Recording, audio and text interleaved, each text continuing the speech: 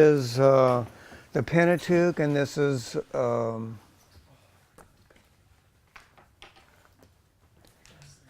wow. Today is the 5th, November the 5th. Okay. Okay. Last week we were covering the introduction to Numbers, and we almost made it through the introduction. Okay. We managed to drag out a 1.5 hour introduction. Probably it's going to take 4 hours. So, that doesn't say a whole lot for us. Okay. So, I'm not going to spend any time reviewing today. We're just kind of going to move on, and then we'll look at some handouts and stuff like that. But we're going to get into the text this week and next week. Probably, maybe if I don't do it this week, then next week I will give you a very strict directions on what to write about, and it'll be like due in 2 weeks, and then we'll immediately go to the midterm. And basically after that, this class is over. Huh? The final, yeah, the next test. So your whole grade is going to be based on 4 things: 2 papers and a midterm and a final, and that's it. Okay. So, we finished last week by saying that God is angry over sin and will judge it. And that's one of the big points in Numbers, is that as Israel is in the wilderness, God is showing that he is a holy God and that he judges sin. But God kept his promise to give the seed of Abraham, in other words, to give the seed of Abraham the land of Canaan, and that's what's going to be emphasized in the book of Numbers, getting them ready to go into the land. The fact that one generation was unfaithful did not stop God from bringing Israel into the land. He just waited for that generation to die off, and then he raised up their kids, and he brought them into the land. So when we look at the book of Numbers, remember, just essentially, if I was going to ask the question, what is the time span for the book of Numbers, what would you say? Keenan? 39 years. Okay. A lot of commentaries and stuff are going to say 40 years, but in reality it's really only 39 years. Exodus chapter 12 all the way through 40 is 1 year. From the crossing of the Red Sea all the way to the end of the tabernacle being put up. Does everybody know what the tabernacle is? Oscar, what's the tabernacle? It's a place in the middle of the wilderness where they would go to worship God. It was like in a tent. It was a tent that they made, right? Mm-hmm. Along with a bunch of implements. And we didn't really talk about that in this class. So, now we're going to go to the very beginning of the book of Numbers, okay? And if we look at the beginning of Numbers, and actually the end of Exodus, if you turn to the end of Exodus, and remember, why are we skipping over the book of Leviticus? If we're looking at the chronology, why do we skip over Leviticus? Because I was on the first year. Yeah, but why do we skip over the book of Leviticus? Like, say, when we talk about the chronology of the time in the wilderness, there's a Genesis. Would everybody agree that Genesis is all chronology? It starts with creation and ends with the death of Joseph some 2,300 years later. And then we get into Exodus. We start off in the first 12 chapters, 430 years in Egypt. And then from chapter 12 to the end of the book, it's just 1 year. Then we get into the book of Numbers, and we got 39 years. And then the Exodus, then the time in the wilderness is over. But what about Leviticus and Deuteronomy? Why aren't we mentioning them as far as the chronology is concerned? Oscar. Well, Leviticus happens in the events that happen in Exodus, and Deuteronomy happens in the last month of Numbers. That's correct. Did everybody get that? If this whole thing is 40 years, okay. By the way, and this is so important, you could probably expect this to be on the final. So, as far as the 40 years is concerned, from Exodus chapter 12 through 40, it's just 1 year. 1 year. And during that time, when the Israelites, they spend 9 months at Mount Sinai, during that time they received the book of Leviticus. It's just that Leviticus is just basically, it just tells you what, that they received the law at Mount Sinai. They received more than just the 10 Commandments. If you ever seen the movie, The 10 Commandments? Anybody ever seen that movie with Charlton Heston? No, it's only 3 hours and 39 minutes. It might have seemed like 10 hours, okay.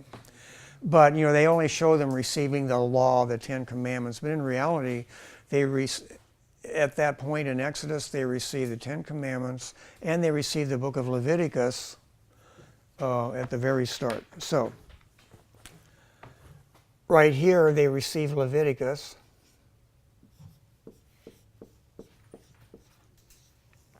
And then Numbers is going to start right here.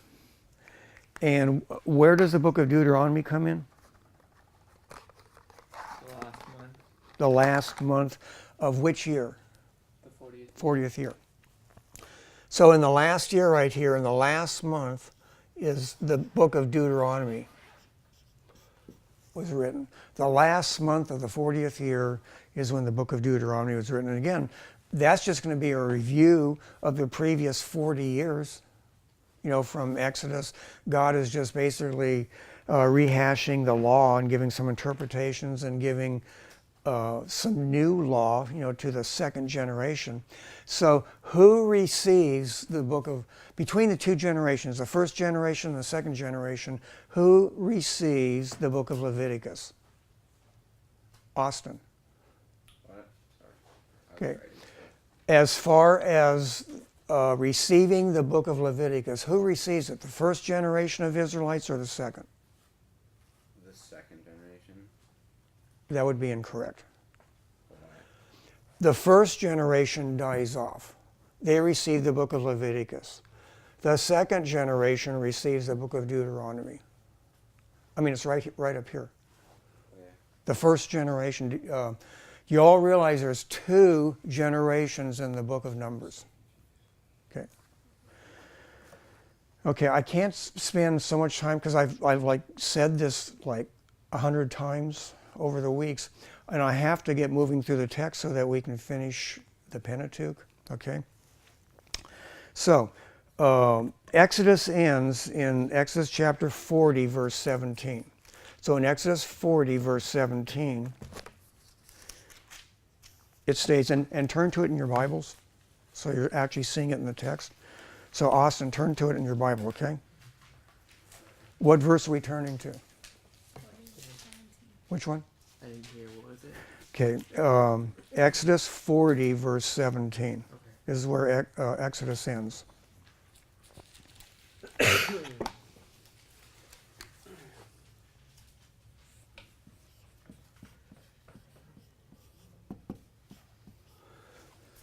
Exodus 40, verse 17 states, and it came to pass in the first month of the second year on the first day of the month. So in other words, the very first day of the second year is when the book of Exodus is going to end. That's the end of the book of Exodus. So in other words, it literally goes through 1 year. The book of Numbers, okay, now chronologically you go to the book of Numbers, you skip over Leviticus, because remember Leviticus was given at Mount Sinai when the Israelites are there for the 9 months, okay? So you go to Numbers chapter 1, verse 1. So here's Exodus 40, verse 17. And then Numbers chapter 1, verse 1. Now the Lord spoke to Moses in the wilderness of Sinai in the tabernacle of meeting on the first day of the second month in the second year after they had come out of the land of Egypt. The first day of the second month. So like 1 month later, okay, you got Numbers. Verse 1, verse 1. Chapter 1, verse 1. Yeah. It says second year, and you're putting it on the first year? The first year ends right here. Oh, okay. Okay. Here's the...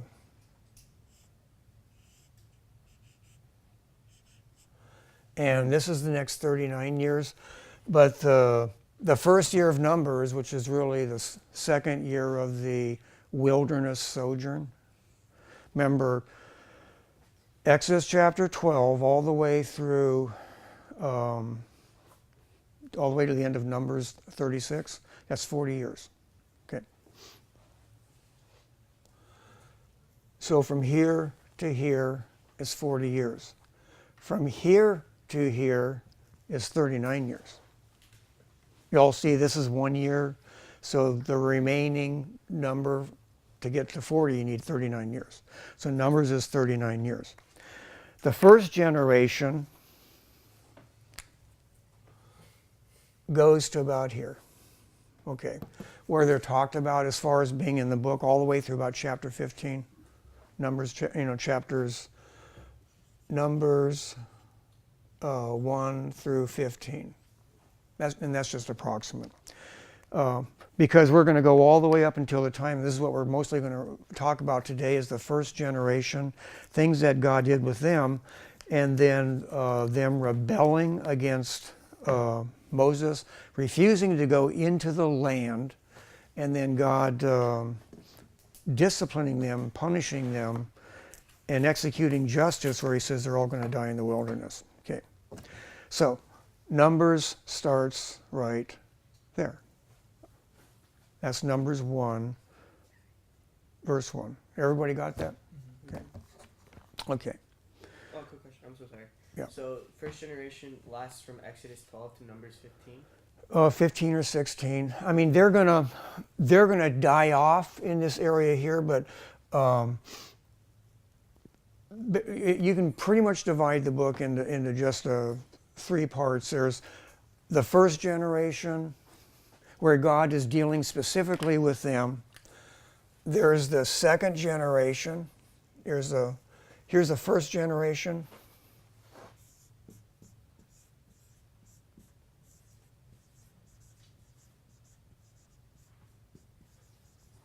Second generation.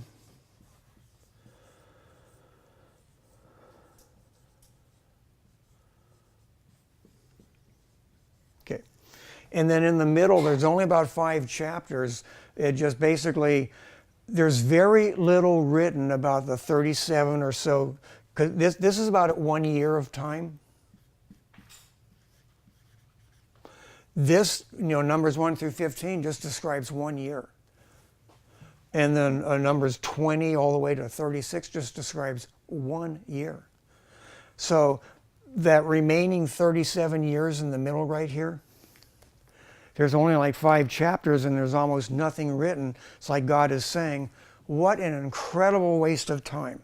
Basically, God is just biding time until this generation dies off and this generation grows up. Remember last week, we numbered you and I said, how many of you are over 21? And there was like, Quite a few. well, Almost 20. yeah, it's actually, if you're all the way up through 20, all the way up to 20, you're part of the second generation. But if you're 20 and over, you're in the first generation, and you were doomed to die in the wilderness unless you were Joshua or Caleb. Because they're the only 2 that survived. The only 2. Isaac, how old are you now? I'm 19. You're 19.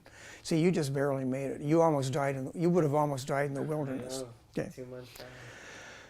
Anybody 20 years old and above, you are doomed to die in the wilderness.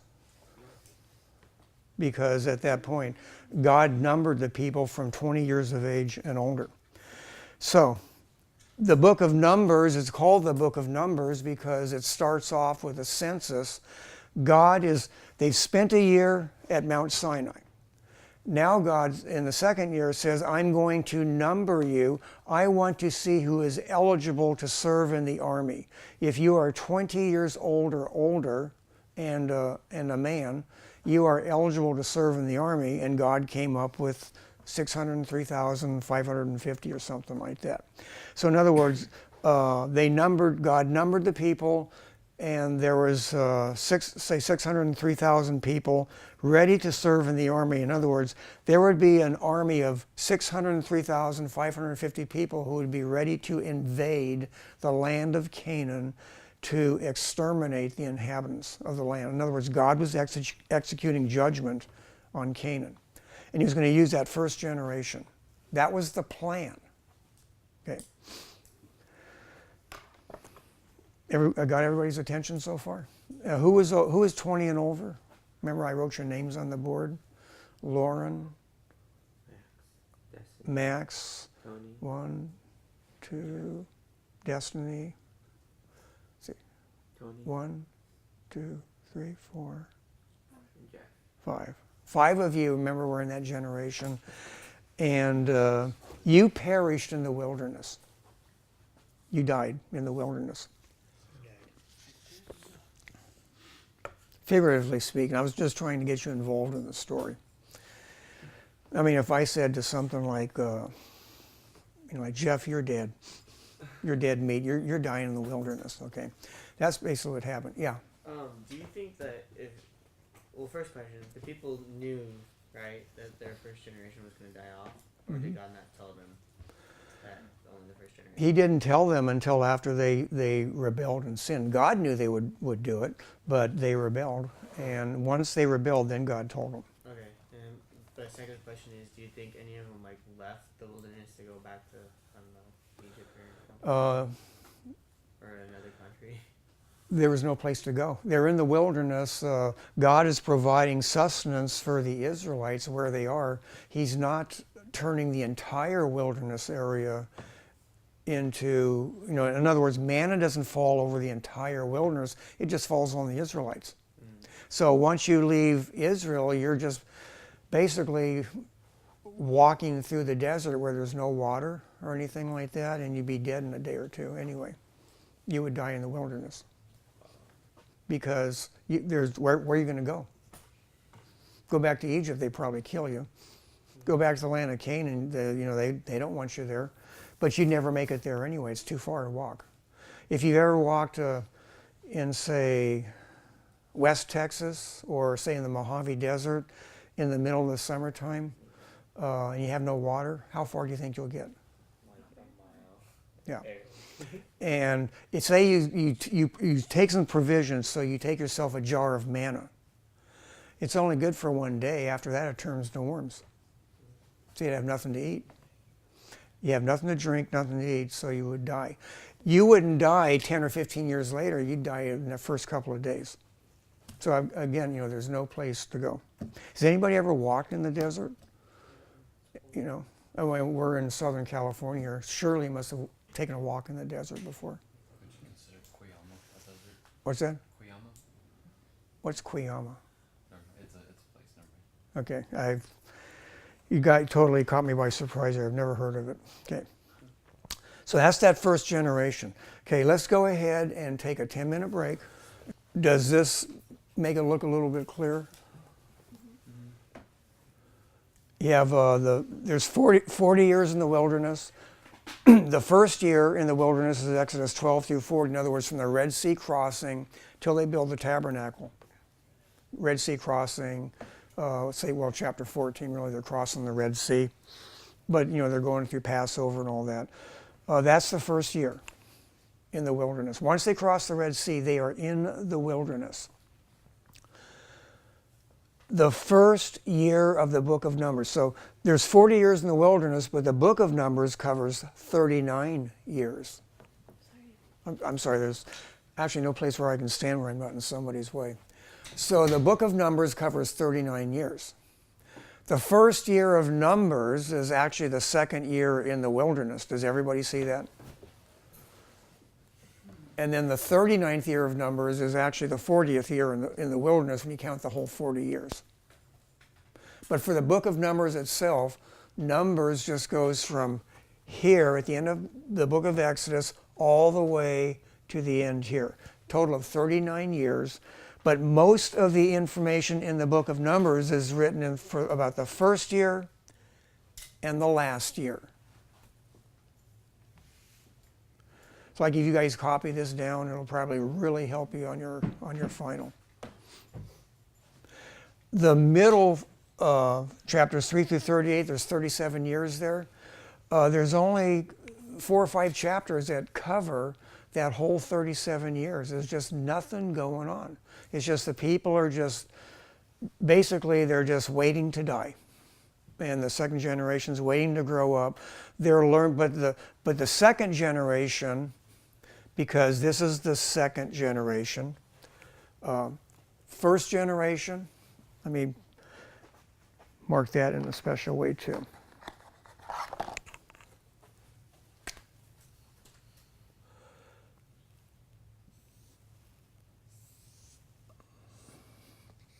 First generation.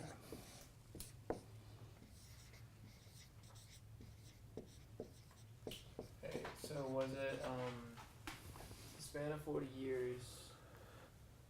It looks on this like that last little part where he writes to. Oh wait, no, never mind. Where? I was a little confused because it looked like it was just 39 years on there. From here to here. Yeah.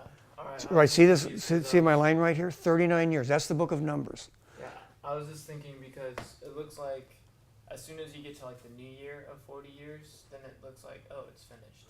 As soon as you reach the 40 years. Well, once you get right at the end right here, the book of Numbers is finished. The book of Numbers finishes right Then here. it's Deuteronomy, right? Remember, Deuteronomy, this is the 40th year in the wilderness, or the 39th year of the book of Numbers. The very last month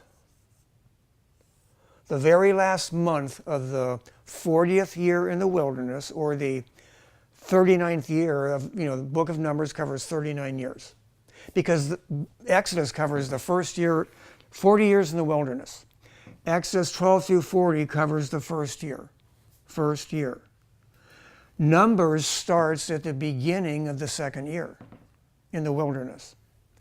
In the 40th year in the wilderness, or the 39th year of Numbers, in the last month, the book of Deuteronomy is written. Does that make sense? Yeah. The last month before the 40th year, though? No, this is Because that says 39th. This is the 39th year of the book of Numbers. Numbers starts here. The book of Exodus is the first year. Oh, Look, okay. look right here. Exodus 12 through 40. See this right here? Yeah, I get it. The first year. 1 plus 39 equals what? Yeah, 40. 40. The first year. So the first year of the book of Numbers is the second year in the wilderness. Got it. Okay. Simple math. So in the very last year, I can also write down here 40th year. I'll write it down here, 40th year.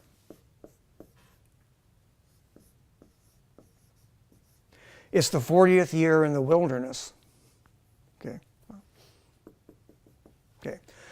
This last year it's the 40th year in the wilderness. But for the book of Numbers, it's the 39th year, because Numbers only covers 39 years. Exodus chapters 12 through 40 covers the first year in the wilderness. In Exodus chapter 14, they cross the Red Sea. They've crossed the Red Sea.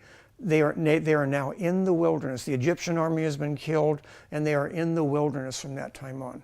I have a question where it says years 3 to 38. Is that in accordance to the years in the wilderness or the years in Numbers? This is the years they're in the wilderness the whole 40 years. Okay. But chapters 1 through 15 is the first year of Numbers. Okay. Chapters 20 through 36 is the last year in the wilderness. So in the middle, Numbers 16 through 19, it covers 37 years. Okay. But almost nothing is written because remember, this generation, they were supposed to be invading the land of Canaan, but they refused to go in. Yeah. So God says, okay, you won't go in, you're going to die in the wilderness. And the second generation I will raise up, and they will go into the land of Canaan. In other words, God is going to raise up the second generation. That's why I spent last week, I just asked your ages. If you're 20 years of age and older, you're a part of the first generation. The first generation saw the plagues in Egypt. They crossed the Red Sea. They saw all that stuff. God numbered them. They built the tabernacle, and then God marched them from Mount Sinai to the edge of Canaan to get ready to go into the land. And the people say, hey, we need to send out spies into the land to see if we can take it, see what the land is like. Remember, 10 of the 12 spies give a bad report, and the people rebel, decide to try to kill Moses, and want to go back to Egypt. So God appears to them at that time and judges the first generation because they refuse to go into the land. Remember, they have no excuse. They saw God open the Red Sea. They saw the 10 plagues of Egypt. They saw water in the wilderness. They were eating the manna from heaven for nearly a year. But they said, God can't protect us against those giant people in the land of Canaan. So they refused to go in. So God lets them die off. And then the second generation, those people 20 years of age and younger, or those that are going to be born in the wilderness, God raises them up. And then in the 39th year, God has another census. He counts them out again, and lo and behold, there's still about 603,000 people to go into the land to take the Canaanites. In other words, that first generation just died off, and the second generation rose up, and there's just slightly fewer people than there were at the start. But they wasted 37 years in the wilderness because of disobedience. But in the book of Numbers, it's just chapters 1 through 15, talks about that first year when God's getting them ready to go into the land. And then towards the end, chapters 20 through 36, God is talking to the second generation, getting them ready to go into the land. This generation refused to go. So God said the second generation will go in. And that's what we're going to cover today. But first we want to look at the Pentateuch as a whole. I just want to mention a few things about the Pentateuch in the way that you interpret the book of Numbers. Okay. So first of all, we look at hermeneutics. The 5 books of Moses form the Torah, or the Pentateuch. The rest of Scripture always views the Torah as a unit, in other words, a single entity, even though the Torah is composed of 5 books: Genesis, Exodus, Leviticus, Numbers, Deuteronomy. That is the Torah. That's the Hebrew designation. The Pentateuch is the Greek designation. We call it the books of Moses, the first 5 books. The true interpretation of Numbers cannot be divorced from its context in the Pentateuch. Numbers, or the book of Numbers, assumes the reader is already familiar with Genesis, Exodus, and Leviticus. I mean, you get into Numbers, Moses just assumes you know about Genesis, Exodus, and Leviticus. You're already familiar with those. And yet, Numbers is a well-defined unit. In other words, it's its own book. You know, it has a beginning, a middle, and an end. So the book has its own beginning, main body, and ending, even as it functions within the whole Torah, or the whole Pentateuch. So it starts off with it starts and ends with Israel's wilderness population. In Numbers chapter 1, verse 46, and that's the first generation, God will number generation number 1 in Numbers chapter 1, verse 46. In Numbers 26, verse 51, again, God is numbering the people again, and Israel starts off with an army of 600,000, and Israel will finish in the second generation with an army of 600,000. It's just that the first generation army was wasted. They died in the wilderness because they refused to fight. What Yeah. verses were those again? Numbers 1:46 and 26:51. And the amounts, you said? Just 600,000. Oh, okay. It's 603,550 for the first generation, but if you, for all practical purposes, it's 600,000. So those are the verses that give the census, right? Yeah, but I'm going to read part of the census so that you get an idea of what was happening there. These two census figures are separated by 39 years. The first census is taken here. See this right here? See? Look, Isaac. See? The first census is taken right here. The second census is taken there 39 years later. Because Numbers covers a period of 39 years. So this demands an overall population of 2.5 million at any one time to be cared for in the wilderness. So God took care of Israel supernaturally for 40 years in the wilderness. In other words, God provided manna every day, 6 days a week, not on Sunday, but remember he gave twice as much on the last day of the week, Saturday. He gave them manna for 40 years, didn't miss a day. Supplied them with water, supplied them with manna, and that's what they ate for 40 years, except for 1 or 2 times when they demanded meat, and God gave them meat and then judged them, sent a plague or something like that. So that's basically the overview of just looking at Numbers, from a big perspective. Okay, so now as we look at the text, and remember we said Numbers 1:46. So if we look at Numbers 1:46, let's actually look at the text. Okay, and remember I gave you a handout last week? Remember this handout? This is the census figure and the way they were supposed to line up, okay? But if we look at the text in Numbers 1, verse 46, does everybody still have this handout? You got, okay? So as you look at the text in verse 46, and it's just the end, it says, all who were numbered were 603,550. That's the total figure, which I have it at the bottom here, total, 603,550. That's the first generation census. But if we went to the beginning here, here's what he says. Because Numbers starts off with a census. It says, now the Lord spoke to Moses in the wilderness of Sinai, in the tabernacle of meeting, on the first day of the second month in the second year after they had come out of the land of Egypt. In other words, they'd been here they'd been in the wilderness for 13 months. And in the beginning of the 14th month, basically Numbers is starting. And he said, take a census of all the congregation of the children of Israel by their families, by their fathers' houses, according to the number of names, every male individual from 20 years old and above.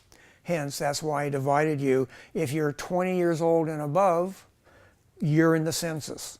If you're younger than 20, God said you're too young to fight.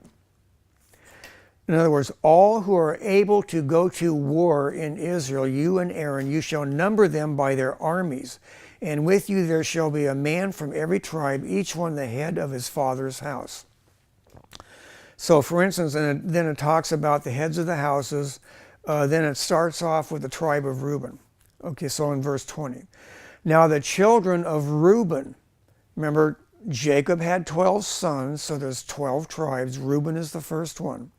So the children of Reuben, Israel's oldest son, their genealogies by their families, by their father's house, according to the number of names, every male individually from 20 years old and above, all who were able to go to war, those who were numbered of the tribe of Reuben were 46,500. So you notice here in the tribe of Reuben, it says 46,500. That's, in other words, God said, count every male, in other words, every male 20 years and above is being drafted into the army. They don't have a choice. They must go into the army. Simeon were 59,300. The tribe of Gad were 45,650. And then down to verse 27. Those who were numbered of the tribe of Judah were 74,600. From the tribe of Issachar, 54,400. The tribe of Zebulun were 57,400. Down to verse 33. The tribe of Ephraim were 40,500. I mean, all those numbers are there. All I did was just get them right out of the text here. From the children of Manasseh, their genealogies by their families, by their father's house, according to the number of names from 20 years old and above, all who were able to go to war, those who were numbered of the tribe of Manasseh were 32,200. And then, by the way, it's going to make that same statement every time. And then it's going to talk about the tribe of Benjamin in verse 36. From the children of Benjamin, their genealogies by their families, by their father's house, according to the number of names from 20 years old and above, all who were able to go to war, those who were numbered of the tribe of Benjamin were 35,400. Then the tribe of Dan, the tribe of Asher, the tribe of Naphtali. It goes through all 12 tribes. In other words, it painstakingly goes through, and for each tribe, in each one, the requirement is the same. If you're 20 years of age and above and a male, you are in the army. You don't have a choice. And then, so that's basically the census in Numbers chapter 1. You see the same thing in Numbers chapter 26. So, go ahead. Got a question? How do you know that they made a cross shape when they... Okay. Because when you look at Numbers, say chapter 2 and 3 and 4, God tells them, He gives them their order of marching and the way they are supposed to camp. In other words, the tabernacle is going to be in the middle.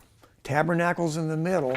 And then, for instance, he'll say to the south, because it starts with Reuben. It says Reuben they'll camp to the south of, they'd really be sitting this way. They'll be to the south of the tabernacle, and they'll be due south. Those in the north will be Dan, Asher, and Naphtali. They'll be to the north. So north, south, that's your two rungs right here, okay? Total for the south, 151,450. Total for the north, 157,600. Total for the west, which is Ephraim, Manasseh, and Benjamin, a total of 108,100. And then the east, Judah, Issachar, and Zebulun, the total 186,400. In other words, they're going to camp on the 4 points of the compass.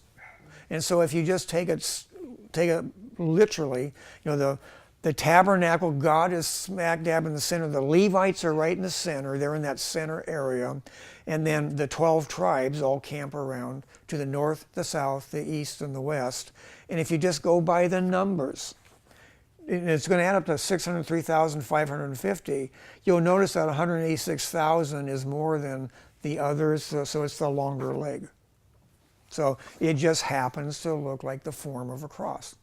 So in other words, if you stand up, if you are Balak and you are asking Balaam to curse Israel, and they're looking down from the mountains onto the camp of Israel, this is what they see. They see just all this mass of people out there encamped in the desert, and it's in the shape of a cross.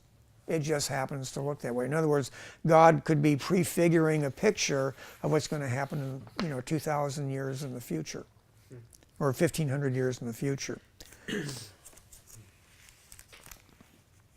So in Numbers chapter 2 through about 10, God is going, basically He's going to lay down a bunch of laws and rules for, in other words, the orders that they are supposed to follow.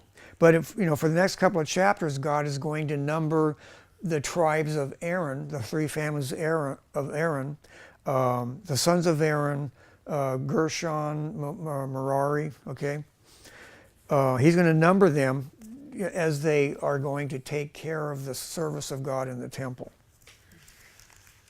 And in other words, he's going to lay out the duties of all the priests. I mean, if you're just reading through and if you're not studying, it can sort of be pretty boring reading. He's just basically saying, the house of Aaron, say Eleazar, the son of Aaron, you're going to take care of the inside of the tabernacle. You're going to take care of the fire. You're going to take care of the oil. You're going to take care of the incense. It's just writing about stuff like that.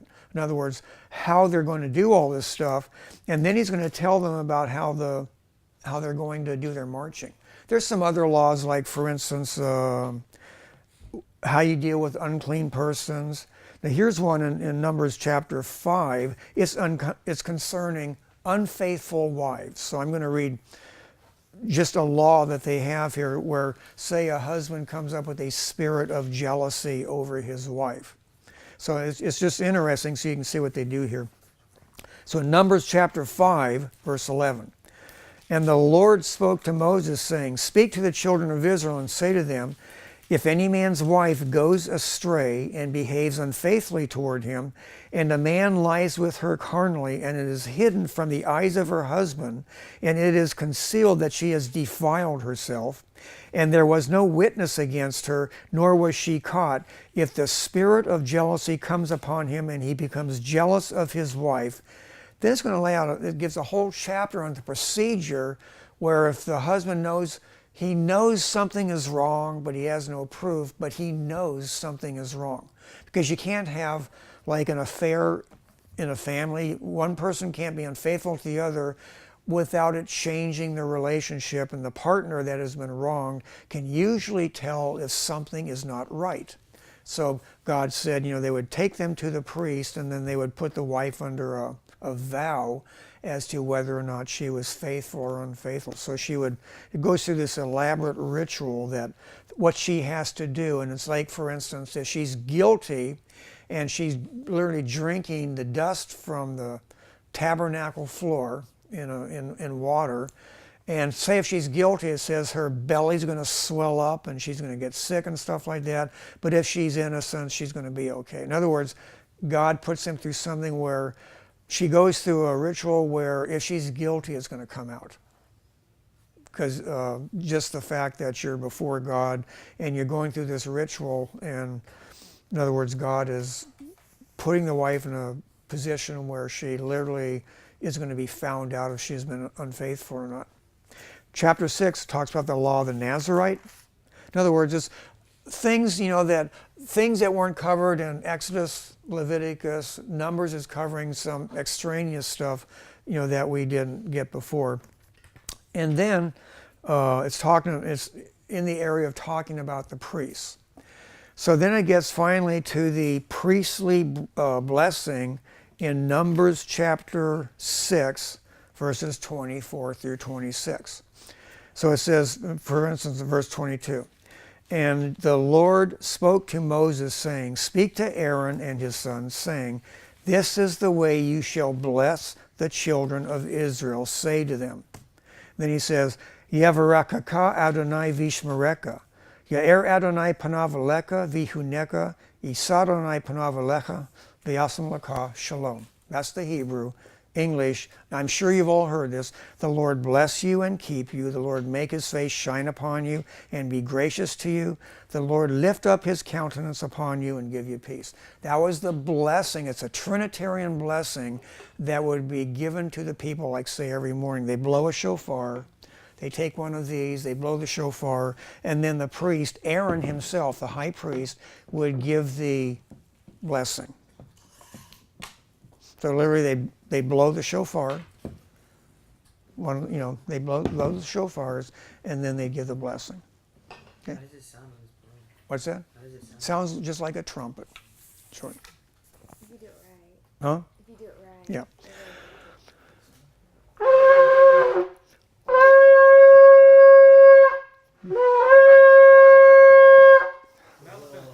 Okay, that's what it's supposed to sound like. You can get about 4 notes in it if you're really good. Okay.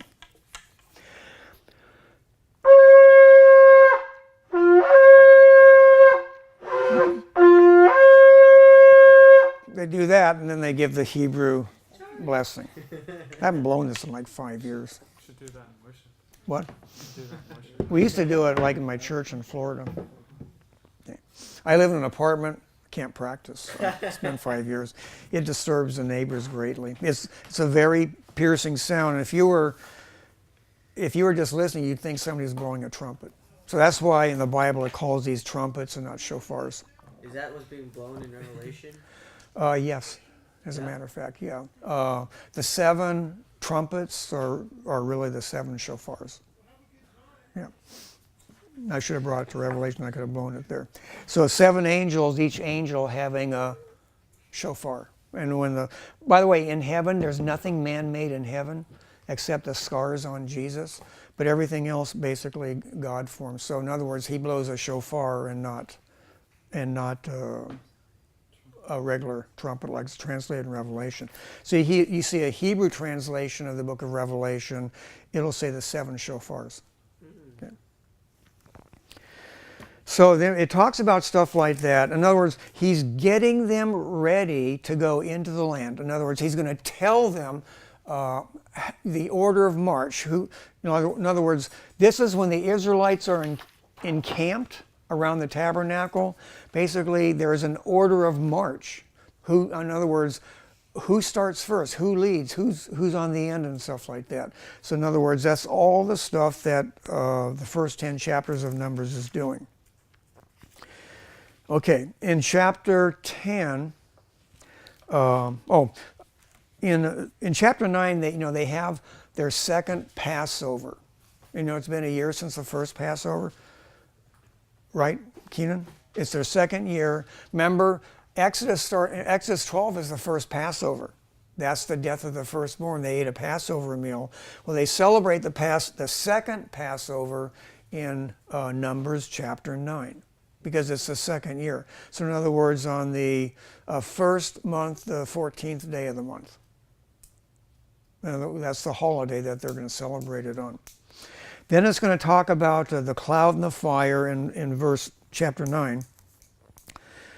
And it's going to talk about how the Israelites would be led through the wilderness. So for instance, in verse 15 of chapter 9, it says, "Now on the day that the tabernacle was raised up, the cloud covered the tabernacle, the tent of testimony, from evening until morning. It was above the tabernacle like the appearance of fire." So in other words, at night, it was fire above the tabernacle. By the way, this goes all the way back to Exodus chapter 40, when the tabernacle is raised up and the Shekinah glory descends upon the tabernacle. So it was always the cloud covered it by day and the appearance of fire by night. Whenever the cloud was taken up from above the tabernacle, after that the children of Israel would journey, and in the place where the cloud settled, there the children of Israel would pitch their tents. At the command of the Lord, the children of Israel would journey, and at the command of the Lord they would camp. As long as the cloud stayed above the tabernacle, they remained encamped. Even when the cloud continued long, many days above the tabernacle, the children of Israel kept the charge of the Lord and did not journey. So in other words, the people did not move out. If the Shekinah glory started to move, the people broke camp and they followed the cloud. If it was nighttime, they followed the fire. If it was during the daytime, they followed the cloud. You can see a cloud in the daytime, you can see a fire at night. So anyway, in chapter 10, verse 11, important day here, "It came to pass on the 20th day of the second month in the second year." So now we're in the second month of the second year, the second month of this second year of the wilderness journey, but the first year in the book of Numbers. You see that? It's the second year of the 40 years. In that second month, it says they depart from Mount Sinai. So it came to pass in the 20th day of the second month in the second year that the cloud was taken up from above the tabernacle of the testimony, and the children of Israel set out from the wilderness of Sinai on their journeys. Then the cloud settled down in the wilderness of Paran, so they started out for the first time according to the command of the Lord by the hand of Moses. Now here's how they marched out to answer Isaac's question. Chapter 10. "The standard of the camp of the children of Judah set out first according to their armies. Over their army was Nahshon, the son of Amminadab. Over the army of the tribe of the children of Issachar was Nathanael, the son of Zur. And over the army of the tribe of the children of Zebulun was Eliab, the son of Helon. So in other words, it tells them how they break camp and the order that they march. So in other words, they would break camp and then they would start marching. So that brings us to, we're going to jump up to chapter 11 now. This is when the people start complaining, okay? Now when the people complained, it displeased Jehovah. For the Jehovah heard it, and his anger was aroused. So the fire of the Lord burned among them and consumed some of the outskirts of the camp. Then the people cried out to Moses, and when Moses prayed to the Lord, the fire was quenched. So he called the name of the place Taberah, because the fire of the Lord had burned among them. Now here's where the complaints start. Verse 4. Now the mixed multitude who were among them yielded to intense craving. Has anybody here ever had an intense craving? You've just got to have that bowl of ice cream. You'd kill for it. I was thinking Chinese curry. Okay. Except that in their case here, they're tired of manna and they want meat. Give me meat. I'm tired of this manna that God is giving us all the time. So here's what they say. Now the mixed multitude who were among them yielded to intense craving. So the children of Israel also wept again and said, who will give us meat to eat? We remember the fish which we ate freely in Egypt, the cucumbers, the melons, the leeks, the onions, and the garlic. But now our whole being is dried up. There is nothing at all except this manna before our eyes. In other words, they're complaining about the way that, in other words, the food that God is giving them, they said, we don't like that. We're sick to death of manna. We've had it fried. We've had it boiled. We've made tortillas. We've even made imitation hot dogs. But it's just still manna, and we are sick to death of it. That's, in other words, what they're doing. So God gets angry. And then it describes what the manna was like. And then it just talks about how God now, because of their complaints, God is going to send them meat. And so in Numbers chapter 11, verse 31, God is going to send them meat. And here's what it says. Now a wind went out from the Lord, and it brought quail from the sea, and left them fluttering near the camp, about a day's journey on this side, and about a day's journey on the other side, all around the camp, and about 2 cubits above the surface of the ground. In other words, there are so many quail, it was stacked up to about 3 feet high, 3.5 feet high. And the people stayed up all that night and all the next day and gathered the quail. He who gathered least gathered 10 homers. In other words, they all gathered, if you can picture big barrels, they each filled up like a big barrel full of quail. That's how much they were hoarding all the quail that they were picking up off the ground. This is 2 million people picking up approximately a barrel full of quail. So let's think of 2 million barrels of quail, and that's not all of them. It says the least of them picked up at least a whole barrel full of quail. In other words, they said, we want meat and we want it to last a while. But while the meat was still between their teeth, before it was chewed, the wrath of the Lord was aroused against the people, and the Lord struck the people with a very great plague. So he called the name of that place Kibroth Hattava, because there they buried the people who had yielded to craving. From Kibroth Hattava, the people moved to Hazeroth and camped at Hazeroth. And okay, now that's the first ascension. They complain about, they want meat, so God gives them meat. While the meat's in their teeth, he gives them the plague and kills them. I know you've probably ever tried to feed a young kid. Kid won't eat or something like that, and you see finally you grab their head after taking 45 minutes to eat or something like that, and you hold their head and you try to force the spoon into their mouth to get them to eat or something like that. Okay. God, it's just the opposite. God, he gives them the quail, and then when they start to eat, God's, he just all of a sudden he says, I'm just going to kill them. And so he kills them. Okay, now there's going to be jealousy in the camp. Now, we're still in this year right here, but there's going to be a dispute between Aaron, Moses, and Miriam. It's a little family squabble here. So in chapter 12. Basically, it's going to be Miriam and Aaron being jealous of Moses, their younger brother. Remember, Miriam's the oldest, then Aaron, then Moses. So in chapter 12, then Miriam and Aaron spoke against Moses because of the Ethiopian woman whom he had married, for he had married an Ethiopian woman. So they said, has the Lord indeed spoken only through Moses? Has he not spoken through us also? And the Lord heard it. Now the man Moses was very humble, more than all men who were on the face of the earth. Suddenly, by the way, if Moses was the author of this, there's disputes. Did Moses write that? Or did somebody else put that in there in the text? Suddenly, the Lord said to Moses, Aaron, and Miriam. Now he's just talking to the family leadership, the head, Moses, and his brother Aaron, the high priest, and Miriam, the prophetess in the camp. So suddenly the Lord said to Moses, Aaron, and Miriam, come out, you three. Picture a father getting ready to discipline his three children. I mean, if you all have siblings, if you ever remember your mother or father separating you out so that you can have a good talking to or a whipping or something like that. Okay. I'm sure we all have vivid memories of things like that. Then the Lord came down in the pillar of cloud and stood in the door of the tabernacle and called Aaron and Miriam, and they both went forward. So there's Moses, Aaron, and Miriam. The Lord comes down in a pillar. In other words, there's talking to this pillar of cloud, and then the voice comes out of the cloud and says, Aaron, Miriam, get over here. That's basically what's happening. Picture your parents doing something like that to you, and you can feel the tenseness in your body as you don't know what's coming, but you know it can't be good. Okay.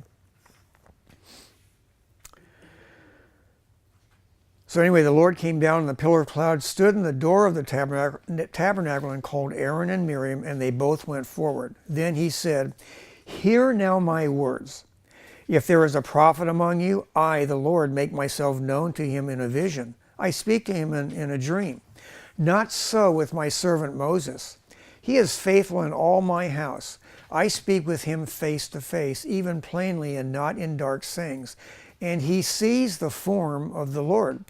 Why then were you not afraid to speak against my servant Moses? In other words, the axe is coming down. He gives the reason. He blesses Moses. He's telling why Moses has all the favor.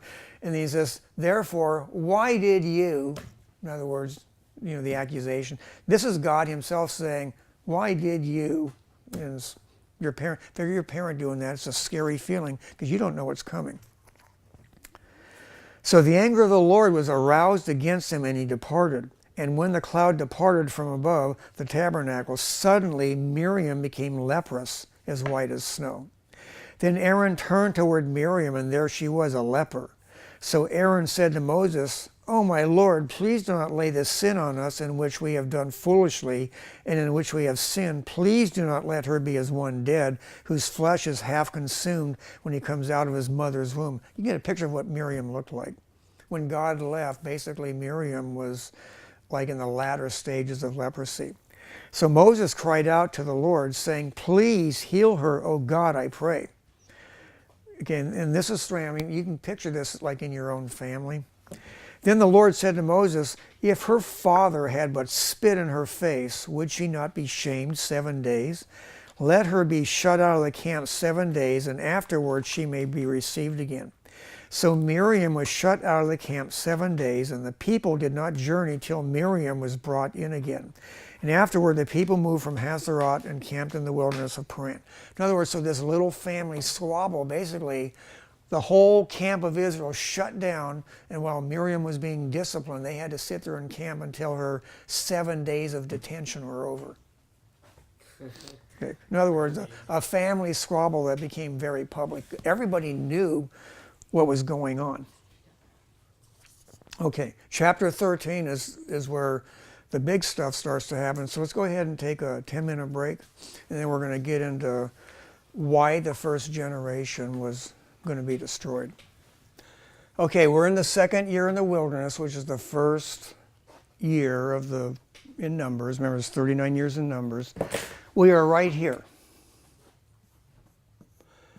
We are right at that point right there. They are getting ready to go into the land. In other words, and this is going to be the start of the third year.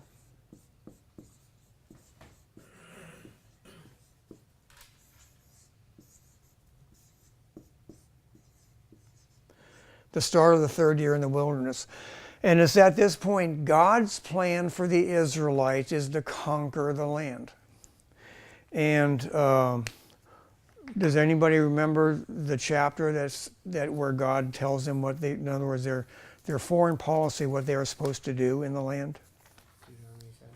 What's that? 7, chapter 7 of Deuteronomy. Chapter 7 of Deuteronomy, which basically tells us what? What are they supposed to do? Conquer the lands and do not. Okay.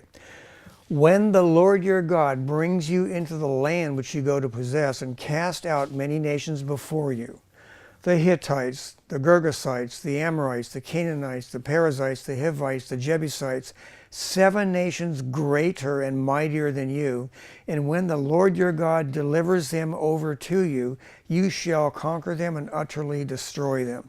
You shall make no covenant with them, nor show mercy to them, nor shall you make marriages with them. You shall not give your daughter to their son, nor take their daughters for your son. For they will turn your sons away from following me to serve other gods. So the anger of the Lord will be aroused against you and destroy you suddenly. But thus you shall deal with them. You shall destroy their altars, break down their sacred pillars, cut down their wooden images, and burn their carved images. Okay. And he tells why. Because you're a holy people for God. And if we went all the way back to Genesis chapter 15, God basically said to Abraham, when the iniquity of the Amorite is complete, when it's full, then you'll inherit the land, but not until then. In other words, the land belongs to the Canaanites until they become so sinful that God's going to judge them. What verse was that in? Which one? It said foreign policy. Well, no, it's chapter 7. Deuteronomy chapter 7, verses 1 through 7. Okay. Actually, it's the whole chapter, but as far as to what they are supposed to do, the first 7 verses, God tells them what they are to do with the people. God says, don't pity them, don't have any mercy on them. They're under judgment. They are to be exterminated. In other words, the sins that are so vile that basically God says they're going to be destroyed. Well, that was given in Deuteronomy 39 years later, but the policy is still the same for this first generation. It was reiterated in the second generation to remind them of what they're supposed to do. So anyway, they're poised on the land right here, and that brings us to chapter 13 of Numbers. They're getting ready to send out spies into the land of Canaan. Okay? Chapter 13, verse 1. And the Lord spoke to Moses, saying, send men to spy out the land of Canaan, which I am giving to the children of Israel. From each tribe of their fathers you shall send a man, every one a leader among them. So Moses sent them from the wilderness of Paran, according to the command of Jehovah, all the men who were heads of the children of Israel. Now these were their names. Now it's going to list the 12 spies and who they were and what tribe they came from. The one that we're familiar with, of course, is in verse 16.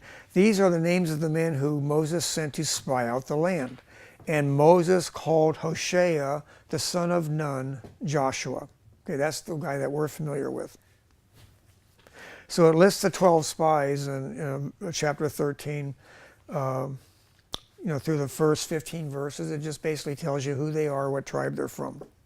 Verse 17, then Moses sent them to spy out the land of Canaan and said to them, go up this way into the south and go up to the mountains and see what the land is like, whether the people who dwell in it are strong or weak, few or many, whether the land they dwell in is good or bad, whether the cities they inhabit are like camps or strongholds, whether the land is rich or poor, and whether there are forests there or not. Be of good courage and bring some of the fruit of the land. Now the time was the season of the first ripe grapes. So in other words, they're basically there at the harvest season, And they're basically the 12 spies go out through the land and look it over and bring a report back about the land. So here's what they say. Verse 21, so they went up and spied out the land from the wilderness of Zin as far as Rehob near the entrance of Hamath. And they went up through the south and came to Hebron, Ahiman, Sheshai, and Talmai. The descendants of Anak were there. Now, anybody know who the descendants of Anak were? Who are they? They are the giants. So if you happen to see one of them, you will take note because they're probably twice as tall as you are. Even if you are only 5 feet tall, they're over 10 feet tall. So you will notice them when you come upon them. Anak, by the way, means long neck, long-necked. Doesn't mean they had big long necks. In their head just means that they were very tall, but they had long necks too. Jeff Aldrich has one. What's that? Jeff Aldrich has one. Yeah. Okay, you notice the difference? Look at Austin. His neck is shorter and thicker than Jeff's. Long neck, short neck. Okay. So in other words, the sons of Anak were long-necked. Okay. But that's the difference. Okay. I'm glad we had an example here. Isaac, you got a pretty short, stubby neck, a thick neck. Okay. A thick neck, but a long, short, muscular, like you've been pumping iron and stuff, and your neck is long and slender. Okay. No, it's not. Okay. I notice you're able to hold your head up, so you're okay. It's a very strong. Okay. I don't have a very. Okay. Verse 23. Then they came to the valley of Eshcol, and there cut down a branch with one cluster of grapes. They carried it between two of them on a pole. And maybe you've seen these little statues where they show two of the spies there. They got a pole and there's this huge cluster of grapes, and there's one of the spies in the front, one of the spies on the back, and they're carrying this cluster of grapes between them. Maybe you've seen little statues of something like that before. And then again, maybe you haven't. And they returned from spying out the land after 40 days. So they're 40 days. They're 40 days in the land, okay, spying it out, looking it over completely. In other words, they check out an area about the size of the state of New Jersey. Or maybe that's like one county in Texas, one little county in Texas, because that's how big Israel is. Now they departed and came back to Moses and Aaron and all the congregation of the children of Israel in the wilderness of Paran at Kadesh. They brought back word to them and to all the congregation and showed them the fruit of the land. Then they told them, they start off with the good stuff. It truly flows with milk and honey, and this is its fruit. Then they show them that huge cluster of grapes. Nevertheless, the people dwell in the land are strong. The cities are fortified and very large. Moreover, we saw the descendants of Anak there. By the way, not only do they have 40 fortified cities, but we saw, it's almost like they're saying, we saw the Nephilim there. The Amalekites dwell in the land of the south. The Hittites, the Jebusites, the Amorites dwell in the mountains, and the Canaanites dwell by the sea and along the banks of the Jordan. Then Caleb, anybody know what Caleb means? Dog. Must have been another one of my classes. Caleb is dog in Hebrew. Yeah. Oh, were there 12 or 13 spies? There were 12. Okay, 12. 12 spies. Then Caleb quieted the people before Moses and said, let us go up at once and take possession, for we are well able to overcome it. Remember, Israel has an army of 603,550. But the men who had gone up with him said, we are not able to go up against the people, for they are stronger than we. And they gave the children of Israel a bad report of the land which they had spied out, saying, the land through which we have gone as spies is the land that devours its inhabitants, and all the people whom we saw in it are men of great stature. There we saw the giants.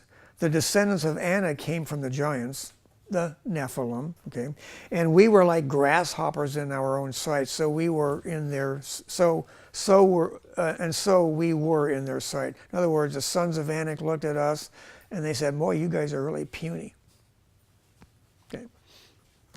Picture yourself going up against some 7-foot basketball player, and then imagine a guy being 5 feet taller than that guy. Yeah. Goliath, by the way, was a small giant. He wasn't a big giant. He was a small one. He's only 9'6". So how tall are we talking about? About 12 feet. A lot of them about 12 feet. Og, king of Bashan, earlier with, well, it's going to be in the book of Deuteronomy. His bed was 13 feet long. He was basically about 12 foot. So these are like all big guys. These are big guys. In other words, genetically, they are very large. Picture somebody coming up to somebody that's 12 feet tall. Basically, you barely even come to their belly button. Yeah. So in other words, looking at the giants, at these big people, they were scared. Where do they shop for clothes? What's that? Where do they shop for clothes? They make their own clothes. If everybody's giants, they make clothes to fit. You know, They didn't have Tunic H&M Plus back for you. No, what's that? Okay. Okay. So anyway, that's the situation. The people, they start focusing on the size of the giants, and they get terribly afraid, and now they're going to rebel. They're going to rebel against the Lord. Chapter 14, key chapter. A key chapter in the book of Numbers is chapter 14. So Austin, if I ask you, what is a key chapter in the book of Numbers, what would you say? Chapter 14. Very good.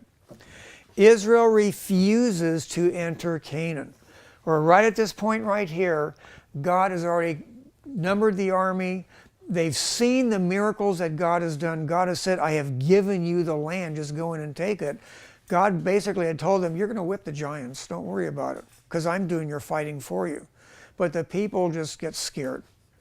In other words, they saw the 10 plagues, they crossed through the Red Sea, they were being fed supernaturally with the manna from heaven. God provided water for them in the wilderness, and then they told God, we're not going in.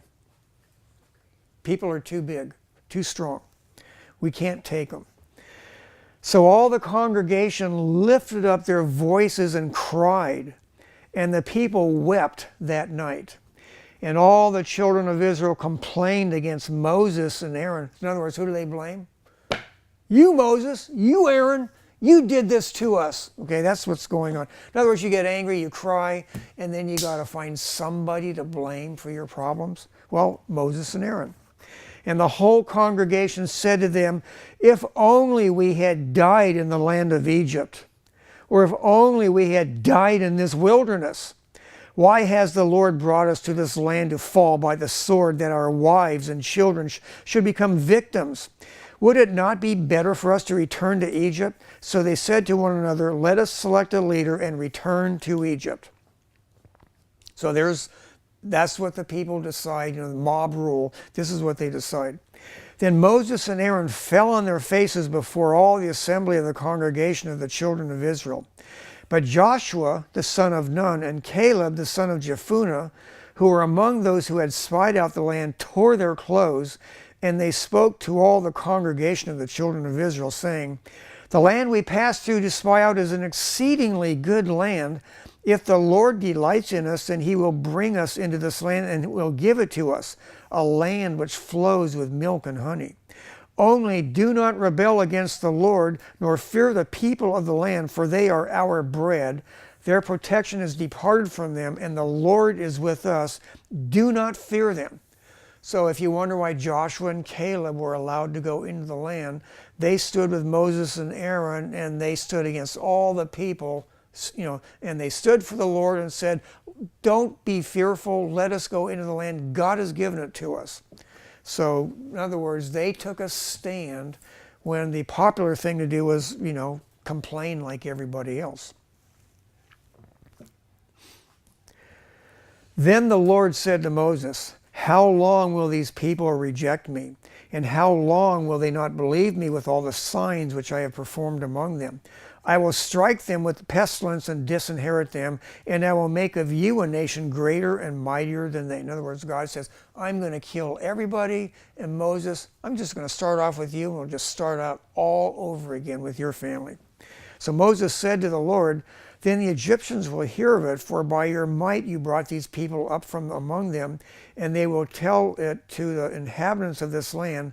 They have heard that you, Lord, are among these people, and that you, Lord, are seen face to face, and your cloud stands above them, and you go before them in a pillar of cloud by day and in a pillar of fire by night.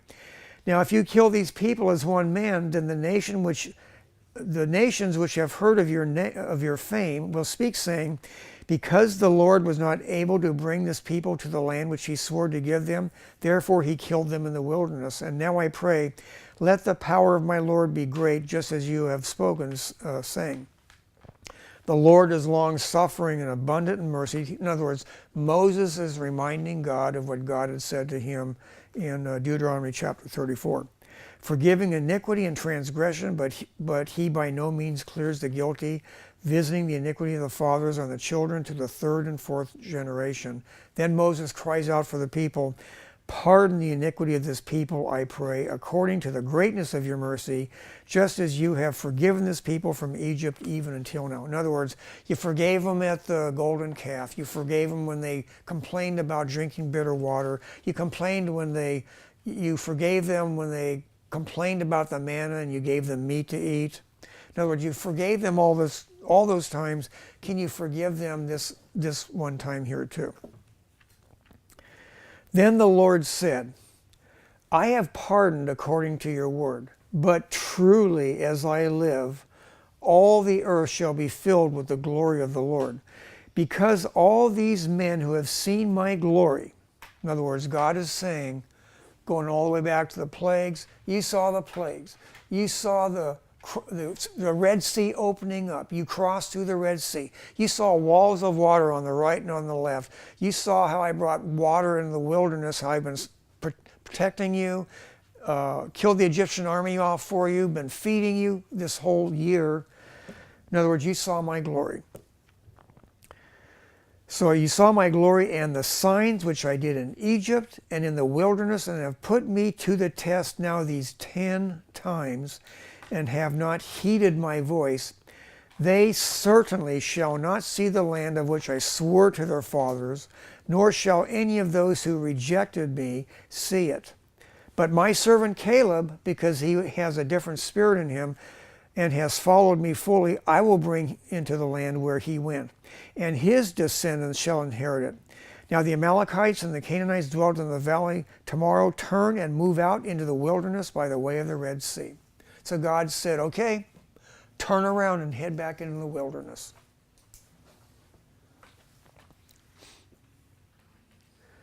And the Lord spoke to Moses and Aaron, saying, how long shall I bear with this evil congregation who complains against me? I have heard the complaints which the children of Israel make against me. Say to them, as I live, says the Lord, just as you have spoken in my hearing. Remember what did they say? It would have been better for us to die in the wilderness. Wasn't that their complaint? The Burger King commercial, God appears, says, have it your way, you'll die in the wilderness. Okay?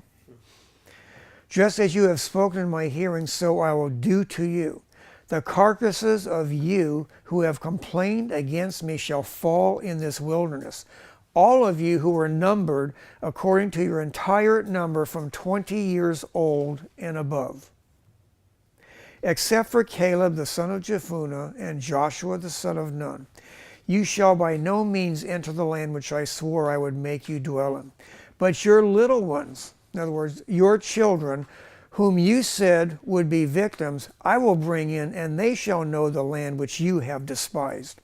But as for you, your carcasses shall fall in this wilderness, and your sons shall be shepherds in the wilderness 40 years, and bear the brunt of your infidelity until your carcasses are consumed in the wilderness. According to the number of the days in which you spied out the land, 40 days. For each day you shall bear your guilt 1 year, namely 40 years, and you shall know my rejection. I, the Lord, have spoken this. I will surely do so to all this evil generation who are gathered together against me. In this wilderness they shall be consumed, and there they shall die. So in other words, God is making it clear. The generation that crossed through the Red Sea, saw all the signs in the wilderness, God had them ready to enter the land, but they refused. So God said, okay, turn around, go back in the wilderness, because that's where you're going to die.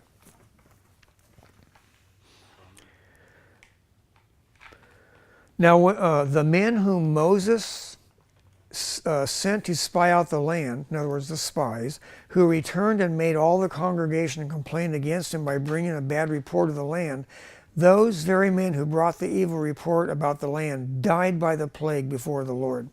In other words, they died immediately. Instant execution.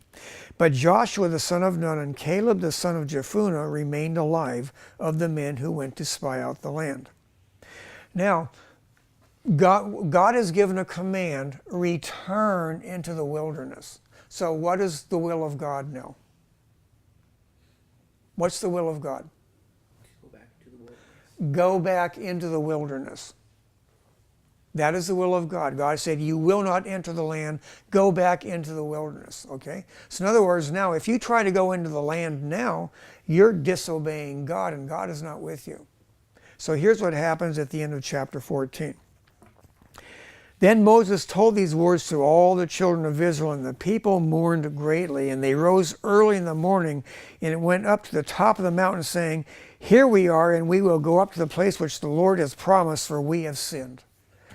And Moses said, now why do you transgress the command of the Lord? For this will not succeed.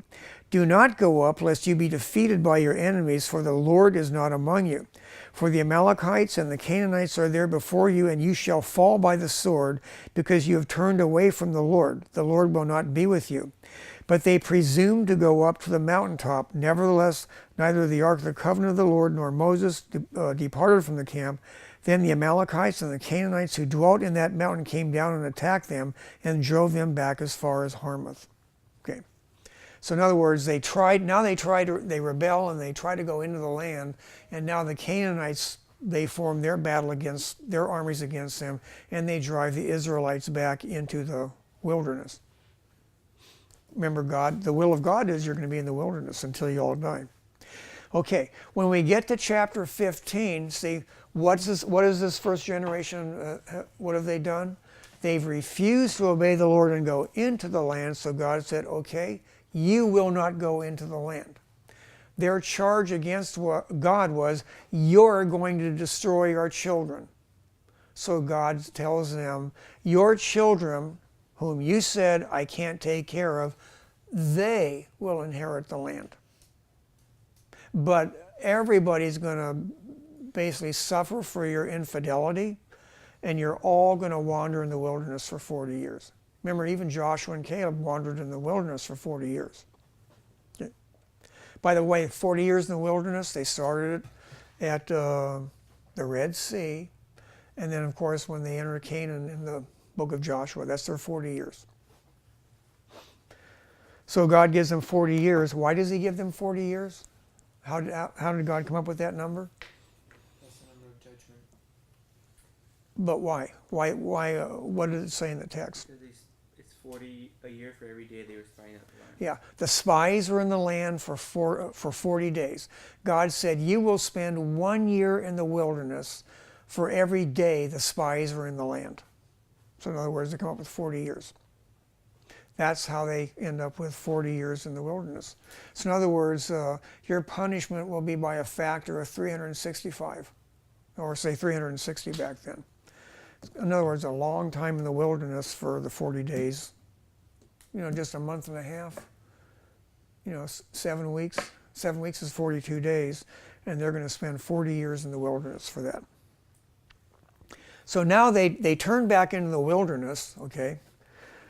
So we're in the middle part of the book, and all you're going to hear about this, you're going to have a few regulations given, and you're going to read about some more rebellions, okay? So during that time, we have that first year. Here's Numbers 1 through 14.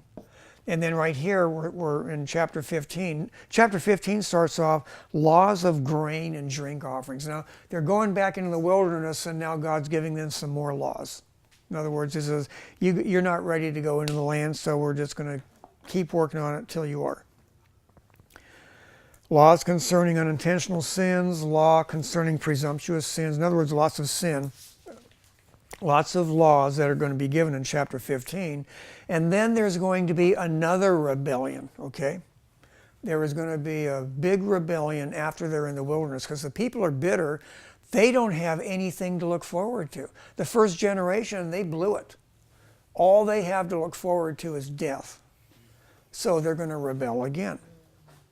So now we have a rebellion against Moses and Aaron in chapter 16.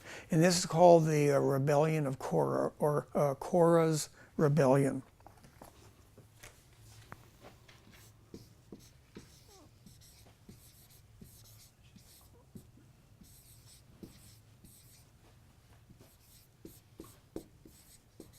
Right.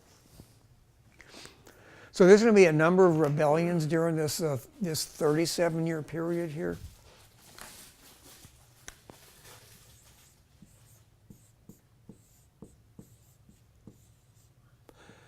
Remember, this is just chapters 15 through 19.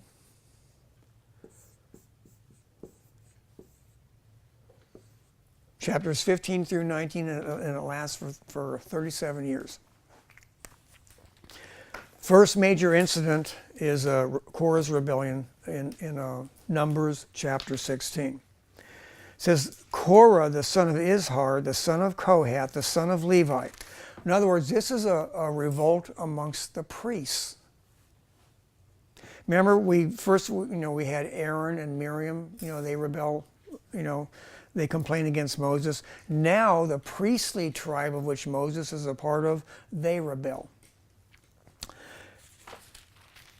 And it basically says, sons of Kohath, the son of Levi, with Dathan and Abiram, the sons of Eliab, and on the son of Peleth, the sons of Reuben, took men, and they rose up before Moses with some of the children of Israel, 250 leaders of the congregation. So in other words, the Levites are Levi and Reuben is leading this rebellion against Moses and Aaron. And of course, since Moses is God's appointed leader, they're rebelling against God. So they take 250 leaders of the congregation, representatives of the congregation, men of renown. In other words, they were well-known leaders in the camp of Israel, and it's the leadership that is in rebellion. In other words, the government that's duly in charge of the people has rebelled against God. They gathered together against Moses and Aaron and said to them, "You take too much upon yourselves, for all the congregation is holy, every one of them, and the Lord is among them. Why then do you exalt yourselves above the assembly of the Lord?" Isn't that the same complaint that Aaron and Miriam had against Moses?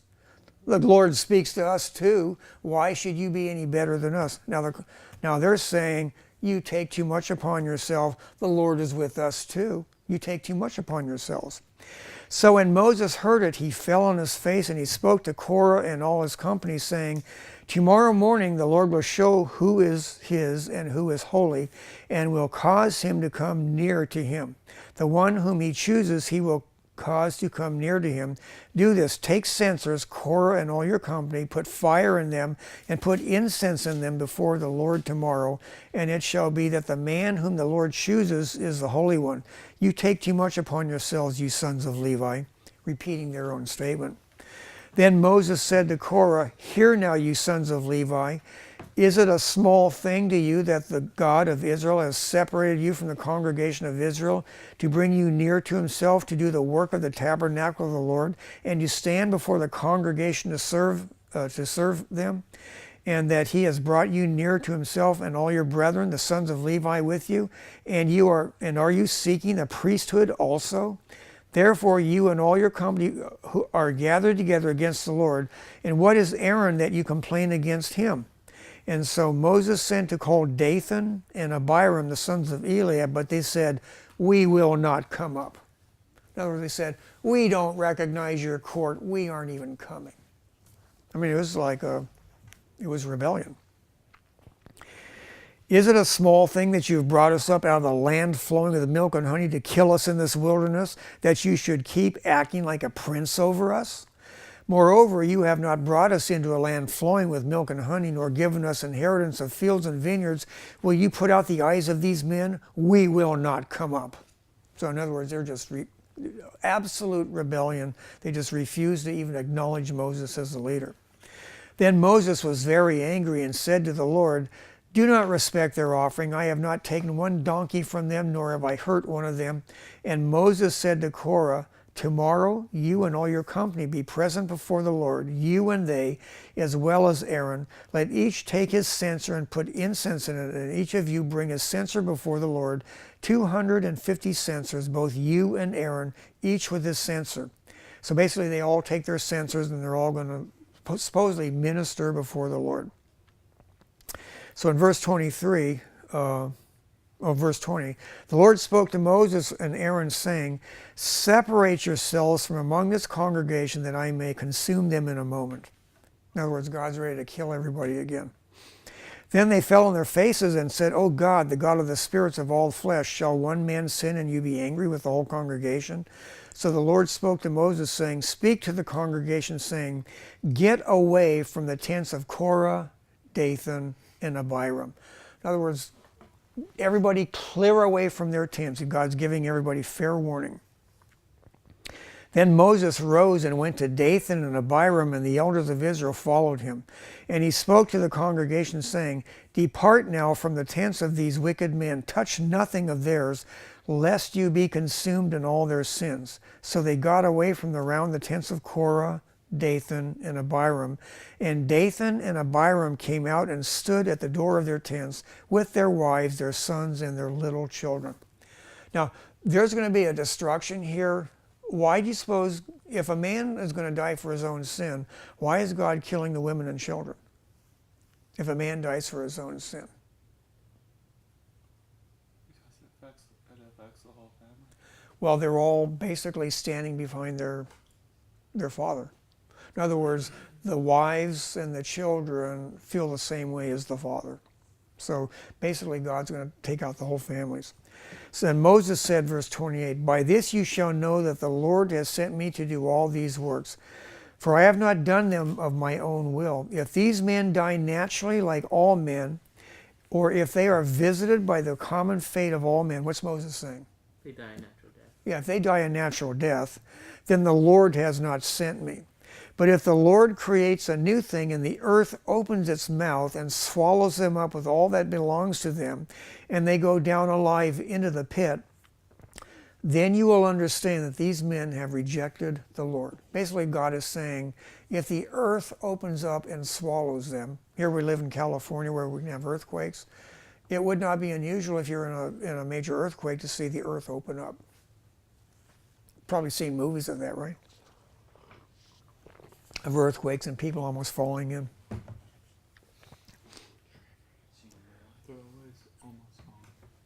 So he says, you will understand that these men have rejected the Lord. It's not Moses they're rejecting God. Now it came to pass, as he finished speaking all these words, that the ground split apart under them, and the earth opened its mouth and swallowed them up, with their households, and all the men with Korah, with all their goods. So they and all those with them went down alive into the pit, and the earth closed over them, and they perished from among the assembly. Then all Israel who were around them fled at their cry, for they said, lest the earth swallow us up also. And a fire came out from the Lord and consumed the 250 men who were offering incense. So there you have Korah's rebellion there. So it isn't that the earth opened up. First of all, God gives everybody a warning. What does God say first to do? Clear away from the tents of Korah and Dathan. What would have happened if you didn't clear away? We would have fallen up. Yeah, in other words, you are rejecting the Lord also, and basically you're saying we're siding with Korah and Dathan. We are siding with them. Okay. So the command was clear away from them, give them a wide berth. And of course, Korah and Dathan, they just get out and they stand by their tents, and they just refuse to leave. And then Moses gives the charge, if the earth opened up, and first of all, if they die of natural causes, you know that God has not spoken to me. But if the earth opens up and swallows them, then you know that God has spoken through me. So immediately the earth opens up.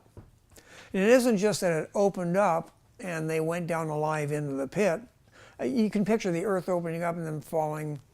They might have fallen for a couple of miles for all we know. We don't know. It says the earth opened up and everything that they had went inside, fell down the pit, and then the earth closed back up again. God opened it and closed it, swallowed them up, and then shut them, and then basically, if you can picture, he crushed them. Then all the people, the whole congregation views this. They are scared to death, so they start running. But the 250 leaders of Israel, who got caught up in this rebellion to overthrow Moses and Aaron, now God takes care of them and he kills every one of them. Okay. In other words, bad leadership, God took care of it. Yeah. The pit, is this like a metaphor, or is this like Hades, the pit? If they literally went down, if you say Hades, well, Sheol for the Hebrew, Sheol can mean the grave. It can also mean that place in the center of the earth, 4,000 miles straight down, where the souls of the departed go. But literally, Dathan and Korah were swallowed alive. Them and their families are swallowed alive into the earth. We don't know how far down they went. Yeah, into the earth. Maybe they fell down a couple hundred feet. Who knows? It was like an earthquake that opened up. It could have been half a mile deep. Who knows? And then the earth, it opened up, swallowed them, closed back up. Almost makes you sound like it's a supernatural event. Doesn't that seem supernatural? It's a physical cause, but Moses tells everybody, get away from there, give a wide berth, and then people watch the earth open up, it swallows the rebels, the leader of the rebels, and then closes back up over those.